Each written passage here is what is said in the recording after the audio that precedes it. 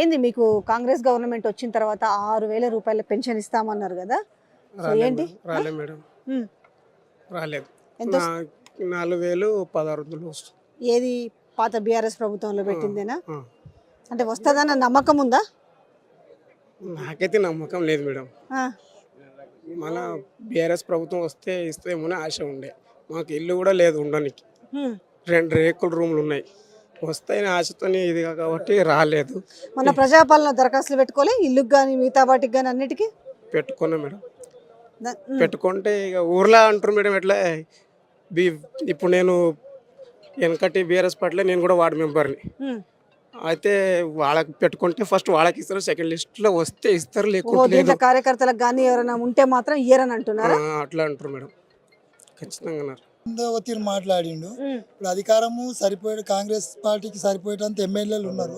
ఉన్నాక మర్ర ఇతరులను గుంజుకునే అవసరం విషయం తెలుసా? రాహుల్ గాంధీ ఇప్పుడు మేనిఫెస్టోలో ఏం చెప్పిండు? ఇప్పటికి కూడా ఆపమన్నాడు, చేర్చుకోవద్దు. మనమే వాళ్ళ మేనిఫెస్టోలో పెట్టిరు. ఏం పెట్టిరు అని అంటే రాజ్యాంగంలోని మేము 10వ షెడ్యూల్ని మేము సవరణ చేస్తాము. ఎవరైతే పార్టీలు మారుతారో ఎమ్మటే వాళ్ళకి ఎంపీ అనర్హత వేటు కావచ్చు, ఎమ్మెల్యే అనర్హత వేటు మాత్రం వెయ్యాలి. అది మేము సవరిస్తాము అని చెప్పి ఆయన మేనిఫెస్టోలో పెట్టిండు. మరి ఒకవైపు ఏమో రేవంత్ రెడ్డి జాయిన్ చేసుకుంటున్నాడు. ఏం చెప్తారు మరి? ఎందుకు చేసుకుంటున్నాడు? ఆయనకు అవసరం ఏమున్నది? ప్రభుత్వం సరిపోయేటంత ఎమ్మెల్యేలు ఉండగా ఇతర ఎమ్మెల్యేలు ఎందుకు చేర్చుకుంటున్నాడు? కూలుస్తారేమన్న భయంతో. కూలుస్తారని భయం ఆయనకేముంది? ఆయన ఇంతకుముందు వేరే పార్టీలు ఉన్నాడే కదా, టీడీపీలో ఉండి టీడీపీలోకి వెళ్ళి ఇంట్లోకి వచ్చి ఇంట్లోకి వెళ్ళి ఇంట్లో చేసినోడే కదా. కూలుస్తాడని ఆయనకేం భయం ఉంది? ఇప్పుడు కడియం శ్రీహరి ఆయన బయన్లోడు, ఎస్సీ గాడు, మాలమాదిగోడు గాడు. మాలమాదిగోళ్ళకి అంతా దోకా చేసి అక్కడ రాజయ్యను దోకా చేసిండు. తర్వాత ఇప్పుడు మరి అందులో పోయి అందులో టికెట్ తీసుకుంటున్నాడు. మరి అది ఎక్కడ న్యాయం? మరి ఆయనకు టికెట్ ఎందుకు ఇస్తున్నాడు రేవంత్ రెడ్డి? నాకు కూడా ఇప్పుడు మీకు జైరాబాద్ నుంచి కూడా చూసుకుంటే బీబీ పాటిల్ కదా పోయింది. ఇప్పుడు అలా పోయిండు, కాంగ్రెస్ నుంచి ఇక్కడ ఎంపీగా పోటీ చేస్తున్నాడా? ఎందుకు పోయిండు? అయితే పార్టీ మారిండు, వ్యక్తి మాత్రం పాతోడే కదా. సో మరి ఎట్లా చూస్తారు ఇప్పుడు క్యాండిడేట్ ని? అంటే పార్టీ మారిండు కాబట్టి ఆ ఉద్దేశంతో చూస్తారా, లేదు కాంగ్రెస్ పార్టీ అని అక్కున చేర్చుకుంటారా, లేదంటే బీఆర్ఎస్ అభ్యర్థి? ఎట్లా ఉంటాయి ఈక్వేషన్? ఆయనకి ఎట్లా ఎవ్వరు చూసుకోరు. ఆయన ఇక్కడ చేసింది ఏం లేదు. 10 సంవత్సరాల నుండి ఏం చేయలేదు. మాది పాపర్ జరాసంఘం. ఎప్పుడన్నా మా టెంపుల్ కాస్తే నా మనీ దేవరాదా, నా ఈయ మాడతేవు ఆగే మాడతేవు ఆనే వాళ్ళ దినమే డెవలప్ కడితే అన్నాడు. యాడేసిన గొంగడి ఆని ఉన్నది. జరాసంఘం దత్తత గ్రామం అన్నాడు. 1 రూపాయి పని చేయలేదు. యాడేసిన గొంగడి ఆనే ఉంది. ఆయన నిధులన్నీ ఎంటకు పోయినాయి. ఇప్పుడు ఇంట్లో పబ్లిక్ ఇదైనా అందులోకి పోయి వస్తే అందులో గెలిచేటోడు ఎవరు లేడు, ఎవరు వేయరు. అక్కడ చేసిన అభివృద్ధి ఉంటే వేస్తారు. అభివృద్ధి చేయలేదు, నువ్వు ఎక్కడ పోతే అక్కడ ఎవరు వస్తారు? ఎట్లా ఉంటది పోటీ? త్రిముఖ పోటీ ఉంటుందా? బీజేపీ, బీఆర్ఎస్, కాంగ్రెస్ త్రిముఖ పోటీ ఉంటుంది మేడం. ఏం గెలిచే అవకాశం ఉంది? ఇక్కడైతే బిదే గెలుస్తుంది, గాలి అనిల్ కుమారే గెలుస్తాడు. ఓకే, ఇప్పుడు మీరు చెప్పండి బీబీ పాటిల్ గురించి ఏదో చెప్తున్నారు. బీబీ పాటిల్ చూసి ఓటేయలేదు మేడం. మేము అందరం కేసీఆర్ గురించి ఓటేసాం. బీబీ పాటిల్ అనే వ్యక్తి ఎలక్షన్కి ముందు మాకు అసలు ఎప్పుడు తెలిసిన వ్యక్తి కూడా కాదు.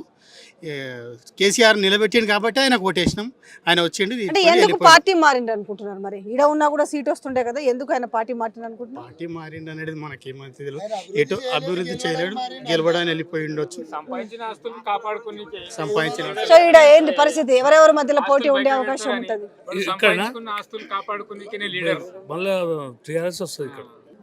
బీబీ పాటిల్ ఇక్కడ లోకల్ క్యాండిడేట్ కాదు, ఎక్కడనో మహారాష్ట్ర నుంచి తీసుకొచ్చిన కేసీఆర్ ఇక్కడ నిలబెడితే కేసీఆర్ ముఖం చూసి బీబీ పాటిల్ 2 సార్లు గెలిపిస్తే నమ్మక ద్రోహం చేసిన పార్టీకి.